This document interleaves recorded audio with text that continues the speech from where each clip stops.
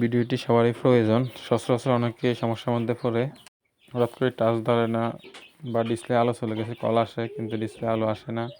তো ওই সমস্যার মধ্যে পড়লে আপনারা যে যদি সাউন্ড কমান, down button plus power button দুটোটা একসঙ্গে 5 সেকেন্ড ধরে রাখবেন। ধরে রাখার পরে সেটটা অফ হবে। অফ হওয়ার পরে 5 সেকেন্ড পরে চালু হওয়ার সাথে সাথে ছেড়ে দিবেন। ছেড়ে দেওয়ার পরে দেখবেন এই যে চালু হয়েছে। আমি এখান থেকে কেটে দিচ্ছি, কারণ চালু হইতে অনেক সময় লাগে।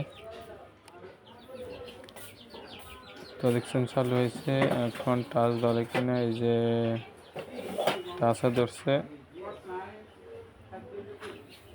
এই যে খুলছে, সমস্যা নেই। ওকে, সবাই এরকম ট্রাই করবেন। যদি কখনো এরকম সেট হ্যাং করে বা আপনার লাইট চলে যায়, তাহলে এভাবে ট্রাই করবেন, ইনশাল্লাহ হয়ে যাবে। সবাই ভিডিওটা শেয়ার দিয়ে রাখেন, কাজে লাগবে।